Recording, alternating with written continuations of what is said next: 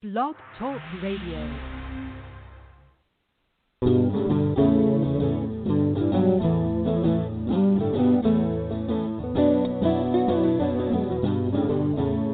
Hello, and welcome to Vacation Station, hosted by Lisa and Nancy, editors of BigBlendMagazines.com.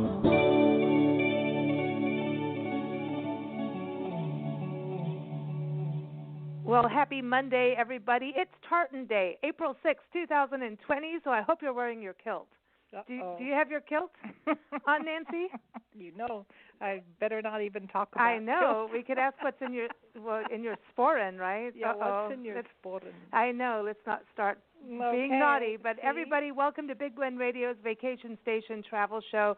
We're your hosts, Nancy Reed and Lisa Smith, a crazy mother-daughter team. Nancy's the mom, I'm the daughter. Sometimes I'm the grandmother. And sometimes, Nancy just stays the mom, Sometimes she, you like to, swap out sometimes. Yeah, I do. Yeah, sometimes you're the daughter. But sometimes I like to be 2 years old again. I know. But together we travel the country nonstop, visiting national parks and documenting them on our Love Your Parks tour. And we publish our stories in Parks and Travel magazine and also nationalparktraveling.com. And we also publish a Big Blend Radio and TV magazine that is all about quality of life, from travel and history and nature to food and wine and art and music. You can check that out at blendradioandtv.com. And today we're airing live from the historic Homestead Inn in 29 Palms, California. We are right outside Joshua Tree National Park. It's beautiful. We have a wonderful rainstorm coming in, which means even more wildflowers that are out right now. Desert lilies are popping up. We've got heliotrope flowers, beautiful purple flowers, and yellow flowers, and all kinds of awesome cactus are blooming, the prickly pears and the beaver tails, and it's really beautiful. It's really amazing how bright the flowers are in the desert. I know. So I encourage you to check out the website. It's 29inn.com. That you can see the Homestead Inn, and our good friend Jerry Hagman. She's been putting up with us for longer than she expected because of this quarantine situation. So thank you, Jerry, as always. And you can see all the flowers and everything we're talking about on Facebook if you go to Homestead Inn over there. But today, very, very excited. Nancy and I've traveled all different places across the country, in Africa, England, Great Britain, Mexico. But today's guest, our featured guest, is Tom Mattson, and he's been to over 75 countries. He's got the travel bug just like Nancy and I. He tends to stay in places longer than he thought, kind of like us, right, Nancy? Mm-hmm. And he's written a travel memoir, and I believe this is the beginning of a series of travel memoirs. The first one, it's called The Other Worlds, Offbeat Adventures of a Curious Traveler. It's out now through Dudley Court Press. And I encourage you, of course, get on Amazon, go to your local bookstore when you're allowed to go out and do that, or call them and say, please order it. It is an awesome, awesome book, really good stories, really good narrative, and it puts you right in a place where you start to meet all these different characters and get the sense of the land, and it just has so much character and color in this book in regards to just you go on a little journey, quite a big journey, all over the world. But go to his website. It's tomsglobe.com. So when we talk about color, go to that website, and you will see all these maps. I love the maps. I know, right? They're super cool. And if you want to read a portion of the story, like around the world in 400 days or something like that, check it out. Go to textcafe.com. We've got the link up here on our Blog Talk Radio page, and we'll get this up for you as well. But welcome, Tom. I'm just jabbering away here, but we're excited to meet you on the air. How are you? I'm very good, thank you. And it's exciting to meet you, too. And I sure enjoyed listening to your live show last Friday. I know you do such a great job that I was really looking forward to being a guest today. Oh, thank you, and thanks for listening. Yeah, you listen into our International Food Wine Travel Writers Association. We did a special segment with 4 travel writers, all ladies who've traveled all over, and it was interesting to hear how they were dealing with, suddenly now we're all shut in as travelers, but that's kind of that yin and yang of being a writer. You're either out exploring or you're inside kind of on your own. Is that how are you handling this, Tom? Not being able to really travel like we all normally do? Well, I was supposed to be in Cuba right now for 3 weeks. That was my plan. And I was going to be at the Tucson Festival of Books. That was the plan, and then be at a Berkeley, California bookstore. But I am home near my hometown of Biwabik, Minnesota, and I'm looking and have been looking for months out the window at a lake that is still frozen over with ice. And I have plenty to do because I've got quite a few stories that have not been published, and I keep rewriting them, I keep revising them, and I'm always looking for a better word in different sentences and how to make them just a little bit better. I don't want to ever put out anything that isn't a good quality product. Well, we're certainly enjoying your book, The Other Worlds, and I just, like I was saying, you put so much character into it. You feel like you're sitting there on the park bench. You feel, and I love that you have park benches in this because it's something with our tour. We started really discovering national park units, and within our first few experiences, we learned, well, you've got to cover all parks, and our park tour went from the Spirit of America tour, because of national parks being America's best idea thing, way back when the centennial for the national park system happened, and now it's all about Love Your Parks tour, and it's about all parks matter, because really I think that sometimes one of the best ways to grasp a region or a community is in one of their local parks, and it seems that you really have that going through your travels too, that community parks are part of it. Yes, I've done most of that in recent years on my motorcycle. I've been to Yellowstone and down to the Grand Canyon and to the Utah parks and the Great Sand Dunes National Park and Rocky Mountain National Park in Colorado. And so I get a real good view because I can look basically almost 360 degrees, and I see the national park from my motorcycle. Yeah. And even if you are in a car or a van, our parks are really wonderful. Nobody else in the world has such a great variety all over the country from east to west. It is pretty spectacular. And for you, your travels started really as a young child, right? Your mom and your family went on road trips. Yeah, we did. We lived in a small iron mining town. My dad worked in the mines, and we have cousins in Canada, just straight north of Minnesota. So when we were little, we would travel in that old black car up the north shore of Lake Superior to Canada. It's now called Thunder Bay, and see cousins on both my mother's and my father's side. And one time we took a tent and we tented, and it seemed that at that time, since we didn't have as much media and TV as we do now, the world was only what we could discover on our own, and it seemed to me at that time that it really only extended out the windshield of the car as we were moving forward as far as I could see. And when we got down the road, then we saw another part of the world that we didn't know about. But it's really the surprises that are just around the next corner, the unknowns and the challenges that have always excited me. And you went to Haight-Ashbury. Cool. And a time frame I would have loved to have been, because Nancy's, she was in Hollywood and she lived through the Summer of Love in Hollywood in that area, and so when we, I grew up mostly in Kenya and in England and South Africa and some other places, but growing up, getting into music and, just becoming a teenager, you start to think about America, and, Nancy would tell me stories about Sunset Strip, and I'm like, oh, dude, we have to go there. And when we got to this country, I was like, I wanted to go to San Francisco so bad, and we lived in Florida and San Diego, and I'm like, we gotta go to the Bay Area, and we did, and we got to hang out in Haight-Ashbury. But I'm like, where's Janice? Where's Jimmy? Like, I expected them to be there, even though I know they've passed away a long time ago. I still lived within the old Rolling Stone magazines. Like, I still to this day, I don't know, it's like a time warp, and I wasn't even there. So it's kind of interesting how you went out there, and then that's part of you pushed on past the Summer of Love into going on your first big trips, on your own? Yeah, it was a summer of love, and a friend from Minnesota and I, Ron, he was working out there. We went to San Francisco for a couple of days, and of course we didn't know that it would be remembered a year later or even 2 years later. But you go to California with a flower, go to San Francisco with a flower in your hair was a song. So there were things momentous things that happen and are even happening today that we might not realize will be very significant in history and significant in our own lives.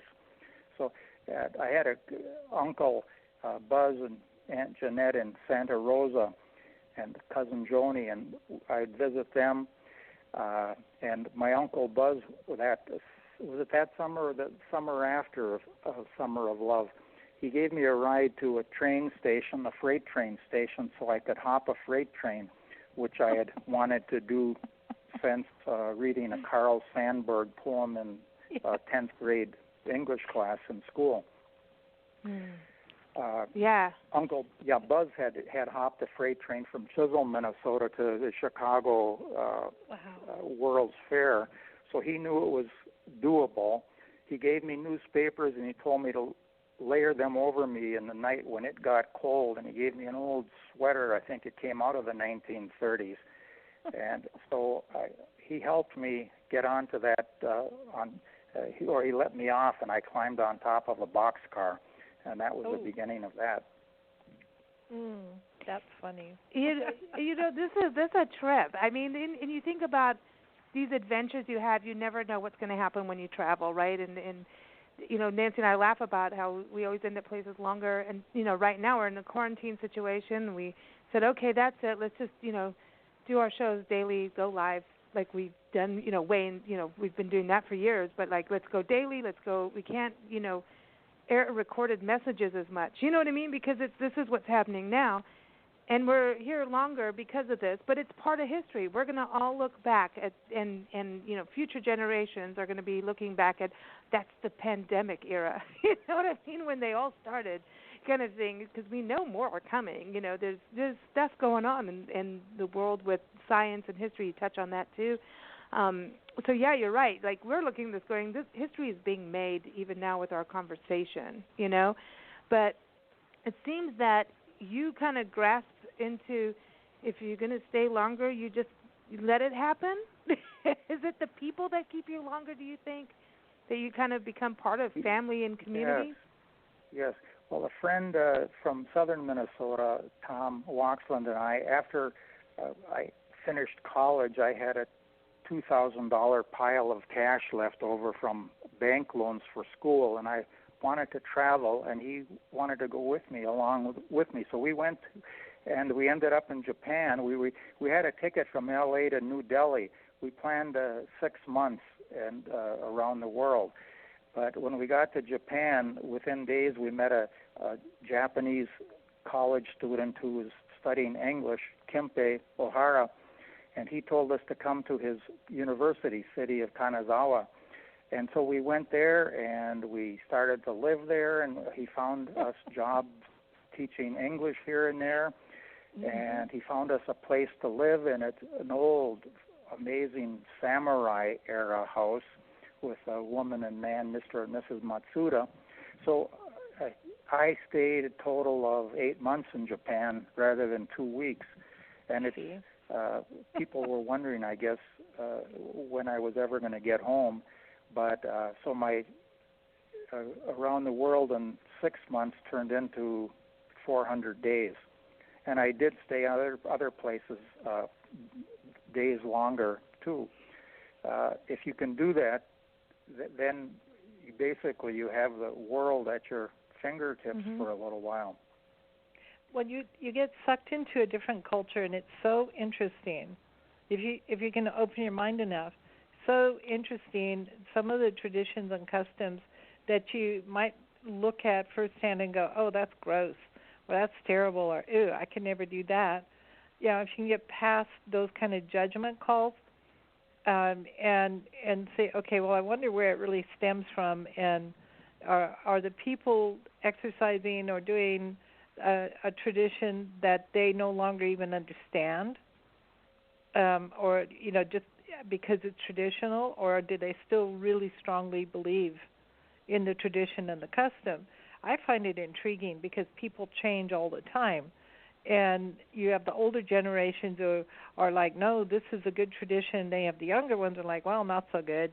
Or maybe you could tweak it or just change it over here a little bit. Or have you thought of it this way? Because time marches on. So it's interesting how humans evolve, whether they want to or not.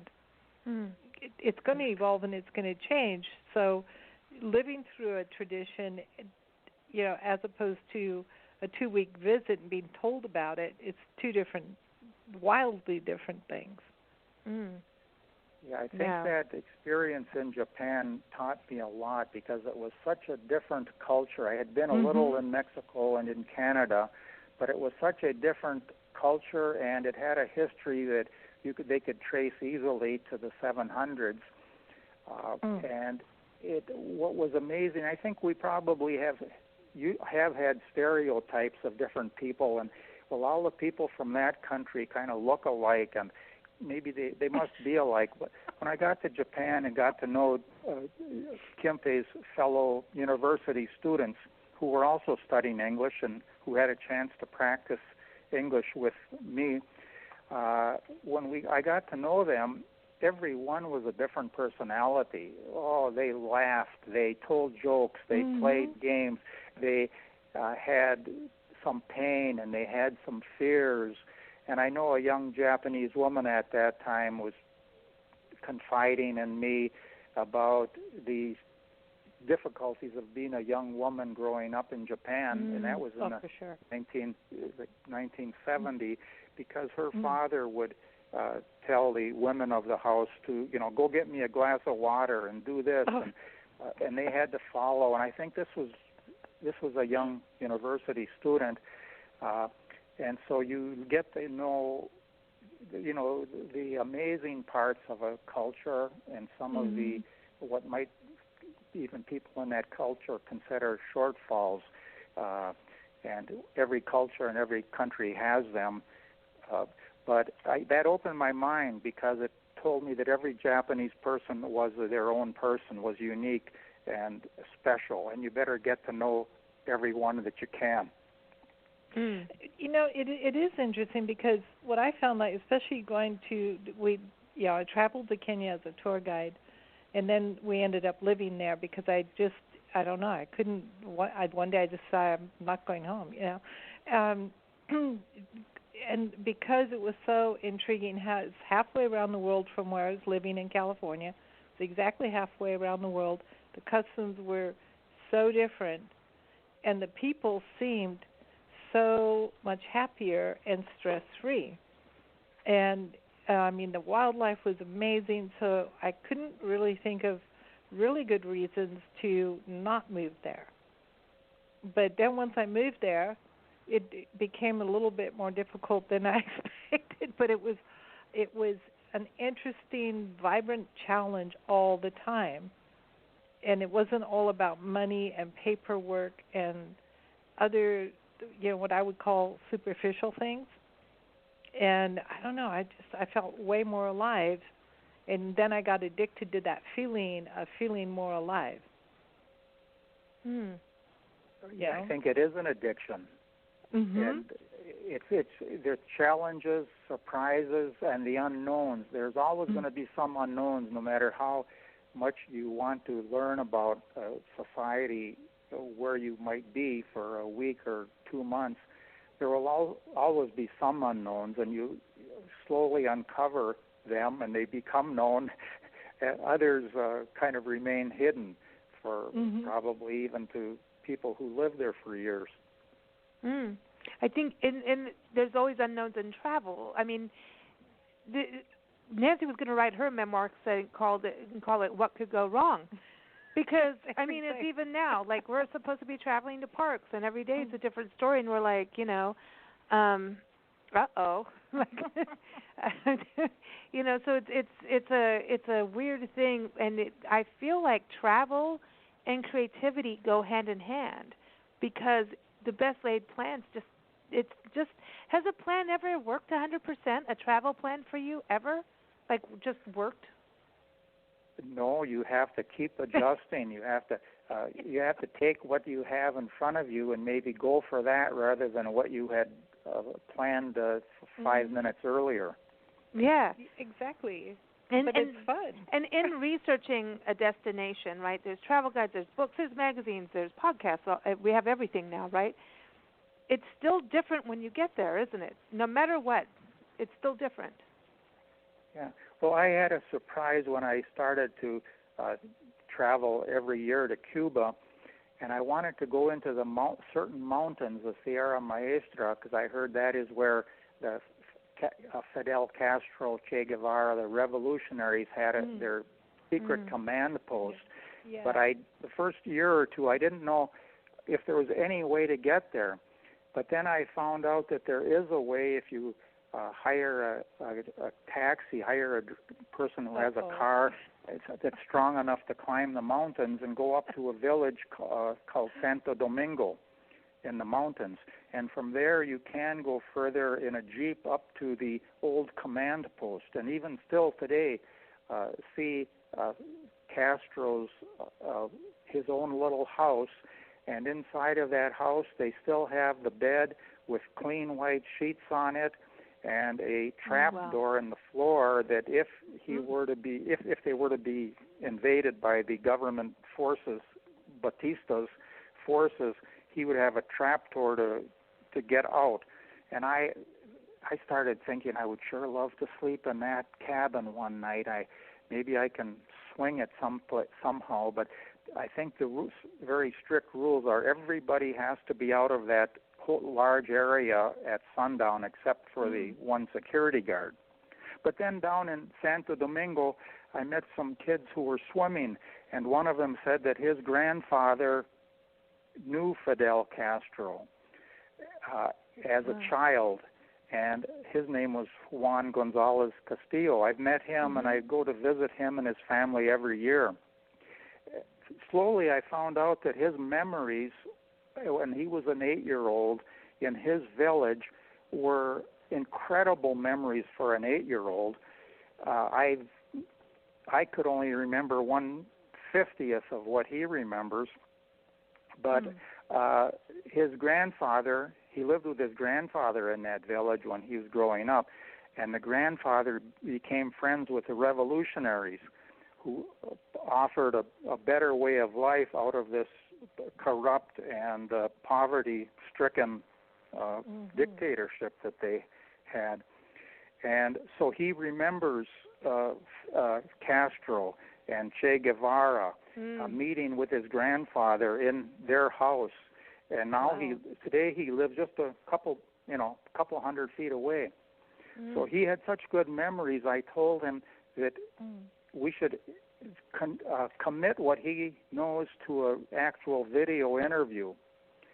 And we talked about it every year for 3 or 4 years. Finally, on my last visit, last April, I brought a small iPhone that has a good quality to it, and I interviewed him with his son would do all the translations. So we have it in English and Spanish. Now it's an hour and 20 minutes long, and nobody has seen it yet. And I was supposed to, because I promised them, all of them in the town, that I would bring this DVD to them now this year on this trip this month. And I have it. I was going to bring it, but it'll have to be next year.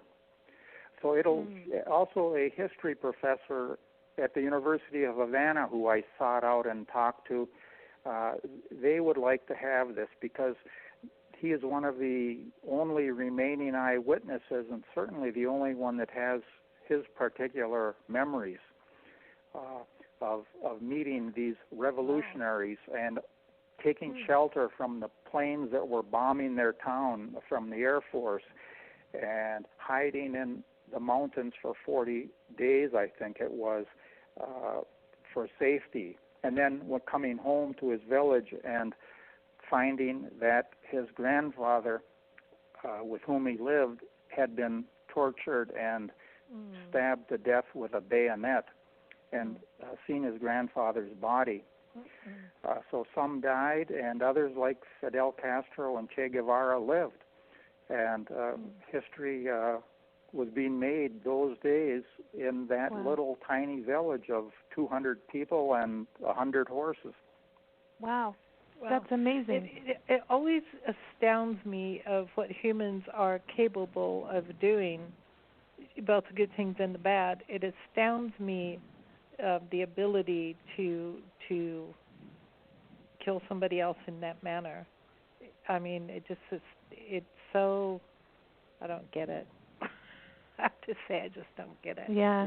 It's hard to understand. It really is hard yesterday, last night on the internet, I looked for the most horrific genocides of this century and also through history.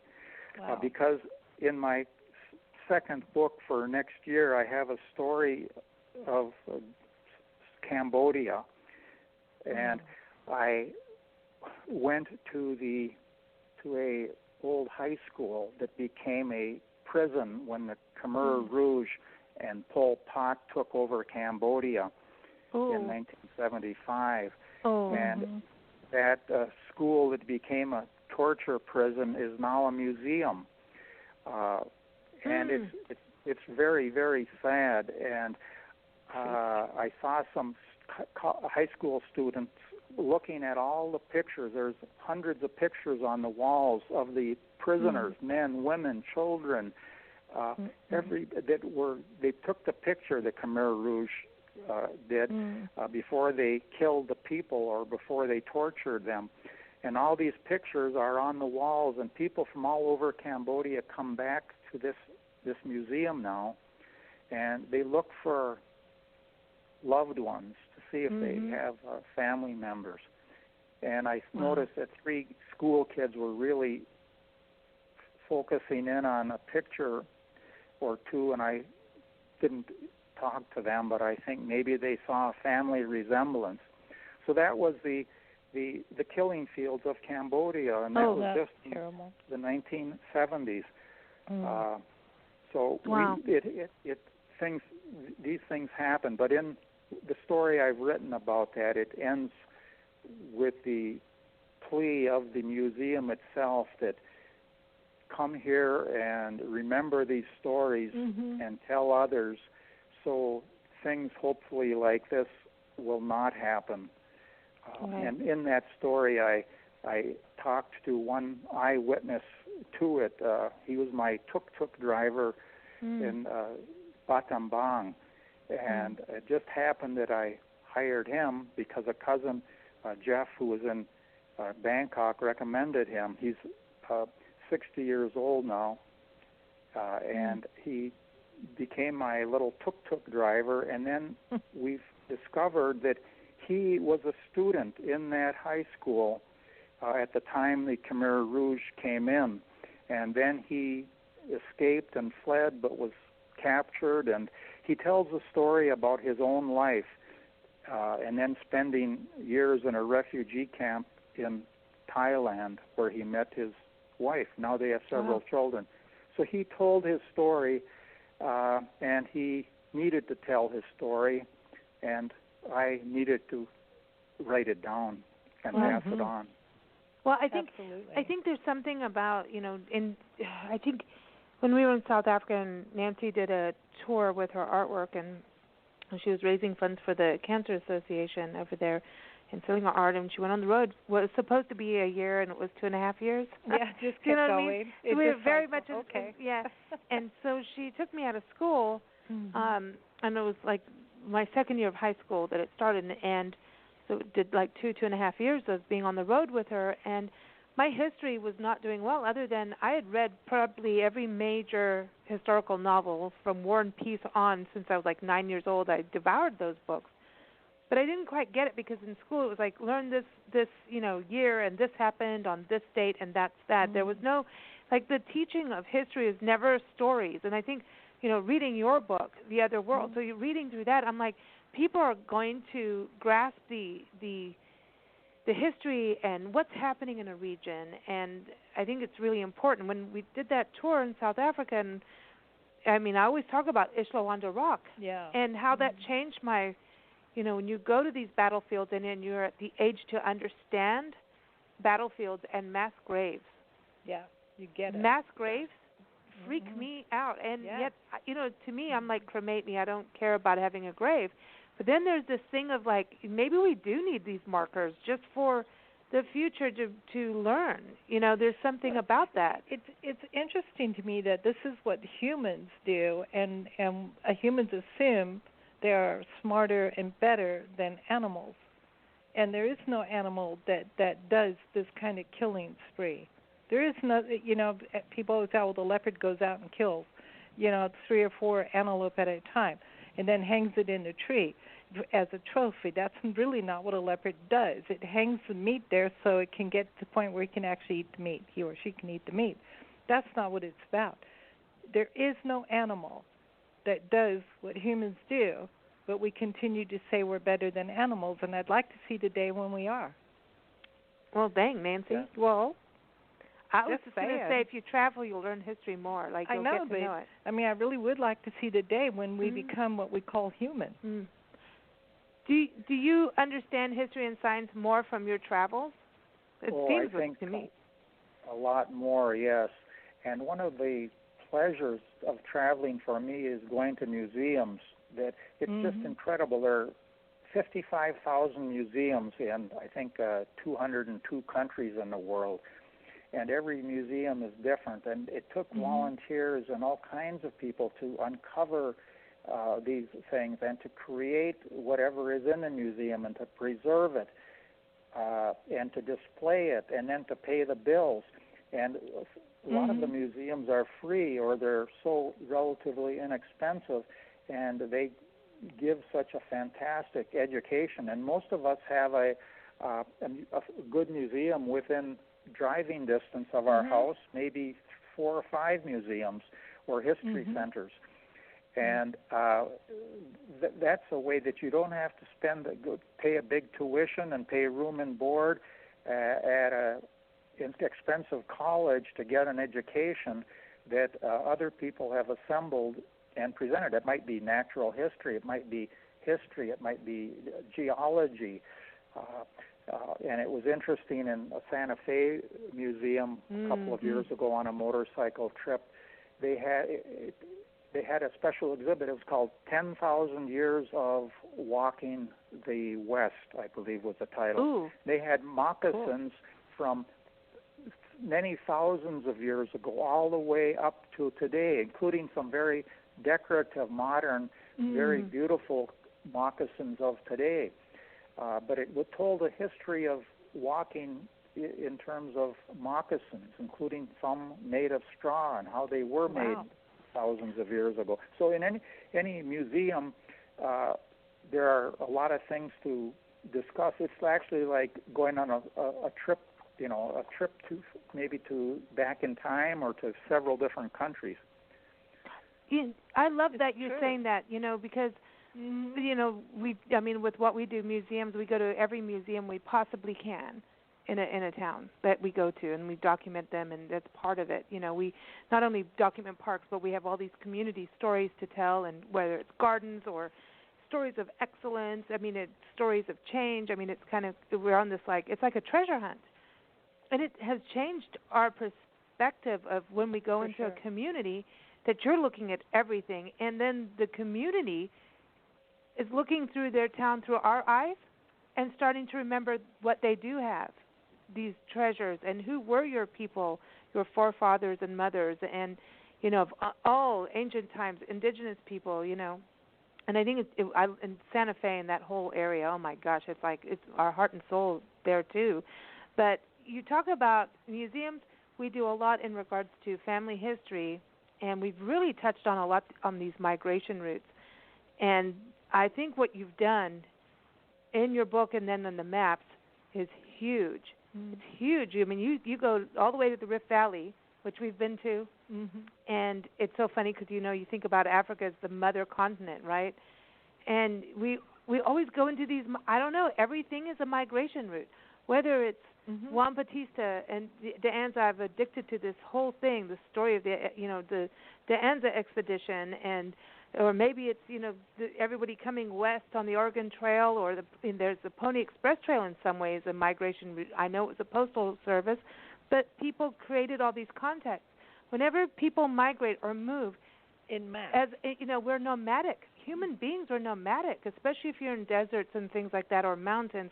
We're nomadic people. And I always think this whole thing about borders and passports and all of that, it's weird. I think migration happens from Mexico here. I was telling a friend about this a while ago. Whales have a magnet, right, that makes them go from the Bering Sea down to Cabo. Every year, it's between breeding season, then we're going to go down here. Animals have magnets. Elk know, okay, we're going to go down the mountain in winter so we can feed, right? I believe humans have magnets, just like animals, like deer will only stay within the same 2 to 3 square acres of where their families are. Birds go back to the same thing that their parents and their grandparents and their grandparents and their ancestors, they keep going back to the same spots. Why don't we look at human beings having these migration routes? And I think there's something in us about going to places that there's something in us that it has to do with this magnet thing. I don't know how to explain it, but I love what you've done. Roots. It's about your roots. Yeah. Where you come from and where you feel comfy. Yeah. I think what you say is that every place is a migratory route. That is so true. And people have done it ever since they were able to walk. And it interested me a whole lot a number of years ago when I heard about a National Geographic DNA test, the Genographic Project. And so I ordered a kit, and I swabbed inside of my mouth, my cheeks, and sent the swab to the processing center because I was very curious about my history, my lineage history. Not so much recent generations. We know quite a few cousins, but how did my ancestors get to Finland? That's where we know that they ended up before they migrated to the United States in about 1900 to work in the iron mines. And the results that came back were flabbergasting, and it's on a color map in my book, and at pages 240-41. But it showed that both my matrilineal and my patrilineal ancestors, say patrilineal would be fathers, fathers, fathers, all the way back to the nth degree. Of course, they left Africa, but on my patrilineal side, they did not make in 40 to 50,000 years, they did not make a beeline from Africa to Finland like my matrilineal side did, and also my cousin Marvin. One of his ancestries came. They went kind of in a more or less of a straight line up to Europe and beyond. Now, in over thousands of years, they probably zigzagged and went this way 300 miles and that way 150 miles for 1,000 years. But my patrilineal side went all the way across Asia to near present-day Beijing, made a northerly turn, and I suppose they could have at some point come across the land bridge 15,000 years ago and joined thousands of others. But they then they went across Mongolia and Siberia and ended up in Finland. I was curious because I had told a friend of mine in the town in Guatemala where I have a shack, San Pedro La Laguna. I had told him about this and asked him if he would be interested. And he said yes, because he said he'd always told me the Mayans have always been here, meaning in Guatemala area. And Tom, he said, where do you think my ancestors came from? What do you think the science will show? And I said, well, I'm not sure, but let's find out. And I said, maybe it'll show that they came across the land bridge between Siberia and Alaska. And we did that. I brought the results to Guatemala the following year, and that's what it showed. And I didn't know if Giovanni, actually his another name, but his name is Mario, too. I didn't know if he would reject the science or take it with a grain of salt or totally deny it, or how he would react for sure. But what he did, it really didn't surprise me. He accepted that science, that his family, his lineages made this long 60,000 mile or so journey from Africa across Asia over the land bridge, which I thought maybe was a mile or two wide. That would be like a bridge, but it was hundreds and hundreds of miles wide at that time. And they all came into North America, and some of his relatives are Ojibwe in the Minnesota area today. Wow. And others are, so I may know, they're Ojibwe right around here, in the Biwabik and Virginia and Tower Sedan area here. It's possible I have met one of his very, very distant cousins, or I might have met a very distant cousin of his in South America, because some of his, and his matrilineal side too, they live today in South America. Others live in New Zealand, or I have relatives from 20,000 years ago in Siberia. So anyway, this is science, and this is my blood relatives that did this. That's wild. Crazy. It's wild because you do find out you're related, in all these different spheres in the family histories. It's so interesting because I remember having a conversation, about that there's Africans in Mexico, and people are like, there are no black people in Mexico. I'm like, oh, yes. And, when we started getting into this the Anza Trail with Juan Bautista, I have a thing. And I feel like, when you have a thing about something, you're going to find out that you're related in some way. Something, it's that magnet thing, right? There's a connection There's somewhere. something happens, and I don't know what, I can't explain it, but there's just something there. And we went to San Francisco in Marin County, and we went to the Presidio, and that's what this whole trek was. The Anza going from Monterey up, and then the American Trail starts in just south of Tucson, where we lived. We've lived all over on this trail. It's really bizarre, and I don't know. It just is. I feel like my ancestor did it, but we went to the Presidio, which was the whole thing. Is Juan Bautista wanted to create that the Presidio for New Spain, right? And so he gets up there and he did find it. He led 200 people from Mexico all the way to what is now the Presidio. And we went there, and we went to this whole event with Naomi Torres. She's the superintendent of the Juan Bautista Trail through the National Park Service, and they had this whole Afro-Latino thing where they were grinding tortillas, and Nancy got to grind tortillas and trying to explain to everyone this Afro-Latino heritage that we have and we're connected to. But it's so interesting that people do not realize how much African heritage is in the Americas, like not in South America, Latin America, and look at Cuba and places. I mean, it's there, and so that almost goes to being Creole in some ways. When we were in Louisiana, we were talking about that with a professor, and he was saying they're doing all the ancestry of Creole, and Creole has got Spanish in it, it's got African in it, it's got, you know what I mean? So it's kind of, when you start getting into these trails and migratory routes, you start to realize that we're all connected in some way. I just find We've all been brothers and sisters for a long time, and we hopefully, if our planet survives in a healthy way, we'll be brothers and sisters forever. It's amazing that even though we can't be physically together and traveling right now, that it's brought, the coronavirus has, in a way, brought so many people around the world together without travel and personal contact. We see people and healthcare workers and citizens in Italy and Japan and China, and we hear reports.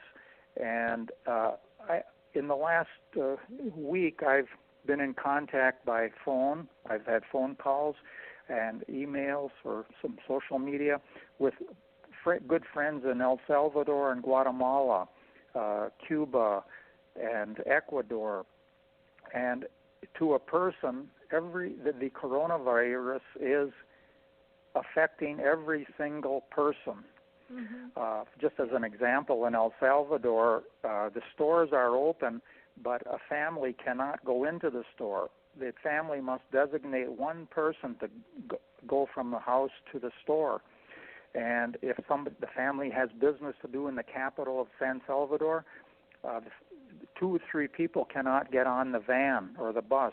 They have to, in writing, designate one person to go do the business in the capital. They're bigger families in general, and they are so social and sit around the table preparing food and eating and talking and playing games and visiting the streets and over the fence. And so their lives are affected, I think, in many ways, and will be more as months go by, much more than many of our own lives. So, in the world's population today, as of April 2020, is 7.8 billion, give or take, I suppose, some millions. But I was trying to think, have I ever met anybody in my travels in recent years or in the past whose life has probably not been affected by the COVID-19? And I haven't been able to think of a single person anywhere that I've met whose life I feel probably has not been affected. So we're all in this together, and it, in a way, it creates a connection, a certain connection between all 7.8 billion people on our planet. We have to pull together. I think so. It's pulling together, it's working together, but it's also giving Mother Nature a balance, and I think that's an important thing, too, that nature right now is getting a reprieve. Pollution is going down. Parks are getting a rest. We promote going to parks, but responsibly, right? And I think that in some ways there's a balancing going on right now between nature. I think science will win out on this kind of stuff. You know what I mean? I think it's that, and it sounds bad, but I really do believe that. I think Mother Nature is saying, hey, we need a break. You guys need to stay home for a bit,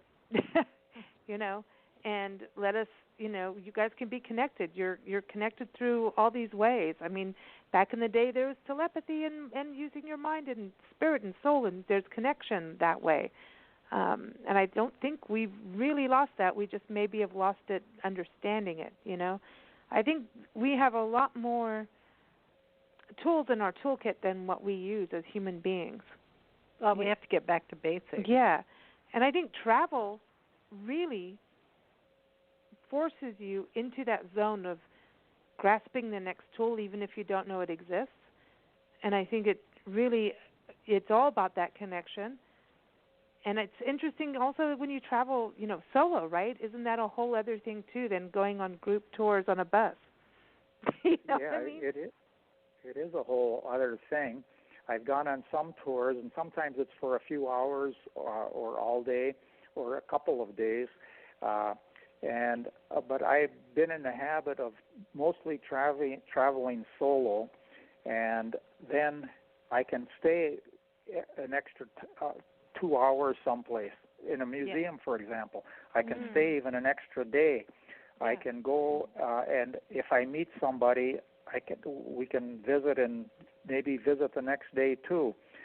So there are different ways to travel, and every person, I think, has to find what appeals and what's best for them, and then do get the most out of it possibly when they pick their method. And there's fantastic things to get out of every responsible method of traveling. I agree with you. I look at so many of the travel writers we talk to. I mean, there's group tour, and sometimes, getting on a bus and doing a thing, that's the only way you can. So you got to do what you can do, what you can afford as well. But also, it's true. I mean, everybody has a different way. I see more and more of these smaller group tours happening, which seems that there's more connectivity between the travelers, maybe 10 to 20, the maximum 20, More, it's like, I think they're more like 10 to 12 people per trip, whether it's a hiking excursion or, an overseas adventure. That's what we keep seeing is more and more of our travel writers that are on shows and everything. They're doing the smaller things that are more customized and also give you that time out to do what you want. And I think that's a really nice balance. I think especially for solo travelers and women as solo travelers too, that you don't just go off on everybody's different, like you're saying. I mean, to me, I just go check it out and see what happens. But everybody's different, right, Nancy? It's. I think you can take a group tour if you're nervous or scared of something or a little uncomfortable. Good introduction. Take a group tour, and then from that you'll decide what you want to do next time round. You might want to go back to the same place and do your own thing. But if you're uncomfortable, start somewhere. Take a group tour. Mm-hmm. Yeah, and times have changed, right? Tom, think about when your first days of traveling to now. Things have changed, but I don't know. Do you think if in the different countries, has it gotten really so technical? Like Nancy and I've been mostly here now for the last 20 years, other than Mexico. And Mexico, next McDonald's has moved in, and Pizza Hut and Walmart and all that. So what's it like in some of the countries that we feel are remote in regards to that? Yeah. Some of them have changed tremendously, and some have, from my experience, and some have not changed too much yet. I mean, I went to Bangkok a couple of years ago. Whoa, that's a modern skyscraper, busy, mass transit city, totally unlike what I saw by walking around in 1971. Yet in some of the outlying parts of Thailand, it doesn't seem to have changed tremendously. I had the good fortune to go to Bhutan a couple of years ago, the Kingdom of Bhutan in the Himalayas, and there you cannot just buy a ticket and get a visa and say, okay, I'm going to go to this hotel or that hotel and move around, maybe rent a car. You have to have before you ever think about leaving, you have to get an arranged tour with a certain agency. But there are groups that go or couples that go, and because it was barely any difference in price, I decided I'm going to be the solo traveler, and each group is at least 3. That was me and the driver, his name was Dorji, and the guide, whose name was Funso. And so the 3 of us had a car for 2 weeks, and we went from one end of Bhutan all the way to the remote other end, and we went on some side trips besides. And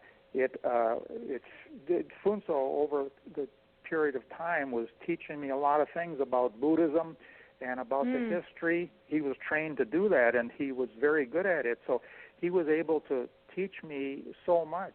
And even, for example, we saw a yak herder and a herd of yaks in the mountains. And he told me about yak herding, and that the yak herders are nomads. Sometimes they gather in a village for short periods of time. And so he was able to explain all of that. And, of course, if I had been a part of a group, he would have explained that to the whole group. But it felt to me like I was on a road trip, like I was back about their age in the mid-20s, and we all had jumped in a car because we went on a couple of road trips in Minnesota when I was that age, or even 17 or 18, and it was a lot of fun exploring new places, really different, and learning things you never believed. And so I felt like I was on a road trip. Now, this story is called A Road Trip Through the Kingdom of Bhutan. It's not in this current book because I had to fill that one with a lot of other stories. This will be in my next book coming up in 2021, as will an adventure I had to Africa in the 1980s. Plus more about Cuba, more about my shack in Guatemala, more about South America, and then not only Bhutan and Thailand, but a fun trip into Myanmar, or what was used to be called Burma. Yeah. So there's a lot of places to see, and I really would like to go back to all of them. I just have to find that fountain of youth where you don't die till you're 110 years old. I know, right? That's the thing. You want to go everywhere, and you want to keep going back because it becomes part of your, I call it deja vu dust. We're creating deja vu dust everywhere we go. You know, you have those moments like you've been here before, or like, you know what I mean? You end up going back to places. And I think that we leave a piece of energy of us wherever we go, so that even when you go to a place that could have completely changed, you still have that feeling. You can still smell the smells. I can't explain it, but there's that familiarity. You get a feel for it. Yeah. Yes. It's a feeling. It's a really good feeling. Well, we can't wait for your next books, especially Africa, of course, for us. That's a special thing. I do want to tell you, one of our travel writers, Debbie Stone, she went to Bhutan and came back with the nickname. She went through a spiritual thing with the Buddhists, and she went temple hopping everywhere. And they told her she's a fire monkey. And I have to tell you, we finally met her in Santa Fe, and she is Debbie, you're a fire monkey. Yeah. Did you get a name? No, I don't think I got any nicknames, but I communicate with Funso and Dorji in Bhutan, and friends in Japan, and others, and I would love to go back to all of those places. I've been to Japan quite a few times. Once I went with my mother, and we visited Mrs. Matsuda, with whom I lived when I was traveling there, and we also visited my old English-speaking friend Kempe, who after the university and also University of Pennsylvania became an English professor for his entire career. And I would visit some of his English classes in college in Japan, and he would let me talk and ask questions. And so all of those things are really energizing. I agree. To meet people and revisit them later again if you have a chance. I wanted to ask you two things before you go. Sorry, we're keeping you longer. We're holding you hostage during quarantine. But two things. One is I want to talk about your actual writing this, and then I got to talk about Bob Dylan, because that's a must. Otherwise, half of my friends will kill me, and I'll kill myself. I'm not going to kill myself, but you know what I mean. We cannot leave Bob Dylan out. But writing this, because you really do put us in a sense of place and the people, and it's just so well written, and you're right in it. Like it's very visual to me. I'm there, and Nancy and I talk about it. A lot of people say, "Oh, you should write a book," and we're like, "Oh, we just talk a lot on radio and stuff." But how did you keep track of all? Did you journal through all your travels, from day one, or how did you keep track of everything? Well, when I started to travel a lot more again in 2004, I would start to send an email home to brother, sister, and a few relatives and friends. And when I got their response, I was really surprised, and they wanted me to keep sending them. And it made me think I can make these a lot better than my just brief early emails. And so I could use my creative side and actually develop that over the years to dream a little bit and to make a better, which I felt would be a much better story. So it all arose out of messages home, and they told me, "Tom, you have to put these in a book." But for years I didn't want to, because I knew it would be so time-consuming to do a book. And you know what? Guess what? It's very time-consuming. But yeah. I enjoy it, and it's become a book. And right now, yesterday, today, tomorrow, all these weeks, I am rewriting the stories that have not been published. And it might be the 12th time I'm going through them. And I would have thought, if anybody had asked me a year or two or three ago, won't you get tired of reading a story 12 or 15 times? And I'm surprised that actually, I kind of enjoyed reading it the 12th time. I relive it myself, and I find places that I can improve it. So that's how it's come about for me. Very cool. Now, Bob Dylan, like seriously, and just to be like, you know, like he's the man. You know, Bob Zimmerman was a high school student in Hibbing, Minnesota, which is only a 25-minute drive from where I live in Biwabic and Lost Lake. That's where he grew up and went to school. And I was working in New York City. It happened to be the summer of Woodstock. I was working at 52 Wall Street as a clerk at a law firm.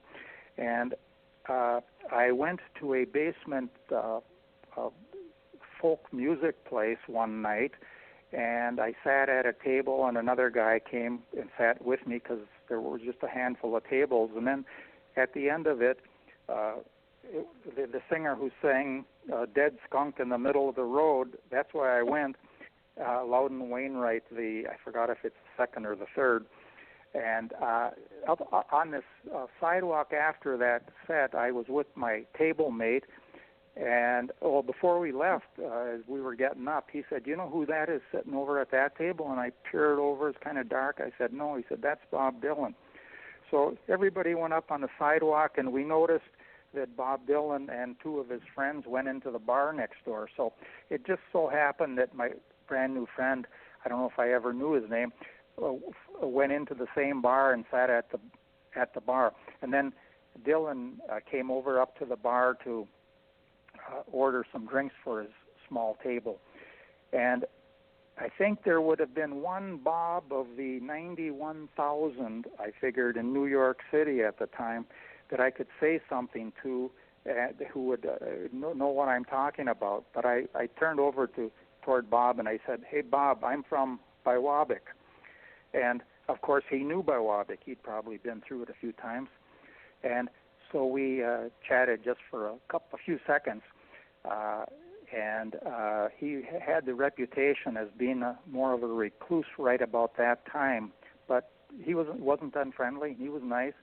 And so anyway, that was meeting Bob Zimmerman, Dylan, from Hibbing in Greenwich Village.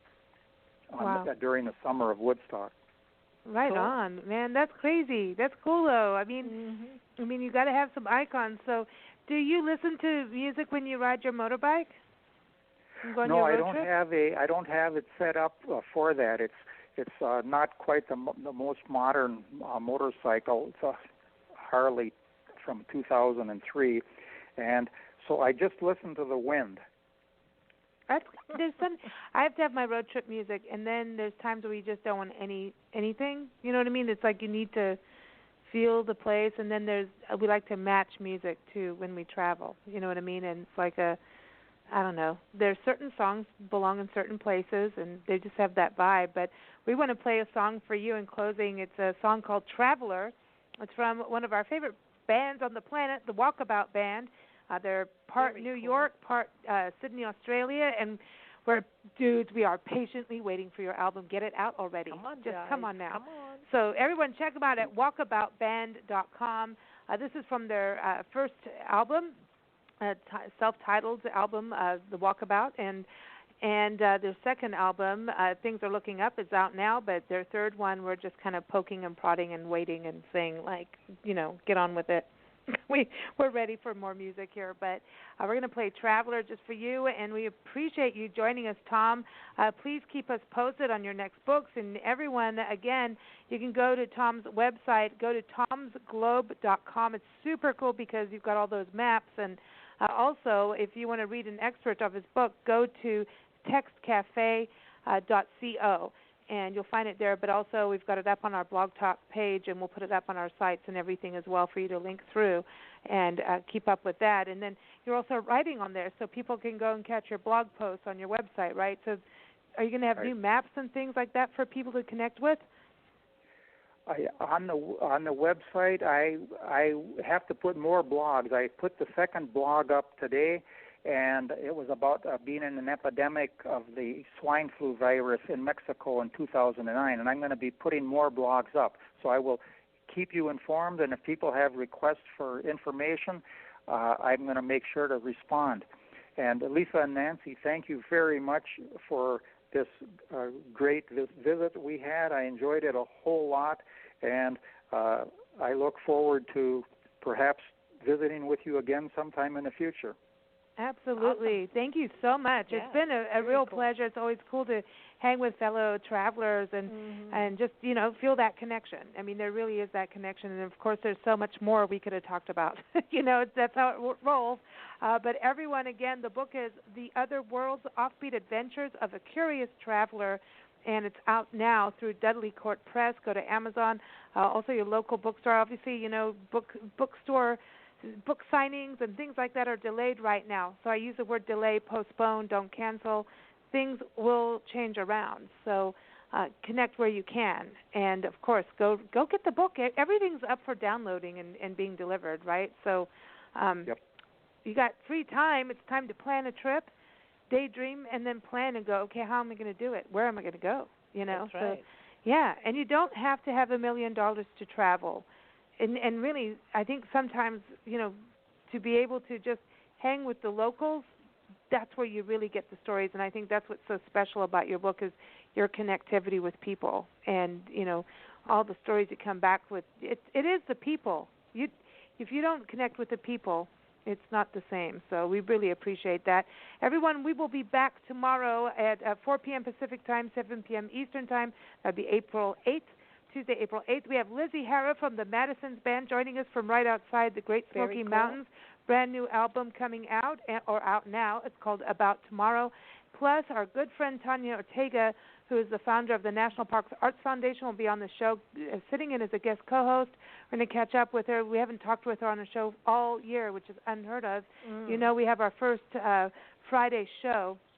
It is always dedicated to the artists who are in residence in national park units. Excuse me, Tom, I think you should do this. Check it out. Okay. It's for writers, poets, artists, painters, photographers, anything to do with the arts. You apply to go in and spend a month in a national park unit. I'm just saying. Thank you very much. We need all the information, exciting, challenging information we can get. I know. Hawaii volcanoes, everyone. Gettysburg, the dry tortugas on a remote island that you actually have to have someone go with you for that month. So it'd be kind of like quarantined on an island. But it's cool. It's super cool. So everyone, keep up with us again, BigBlendRadio.com. Keep up with Tom at Tom'sGlobe.com. Thanks so much, Tom. Thank you, everyone, for joining us. Here it is, Traveler, again, from the Walkabout Band. Take care, Tom. Thank you.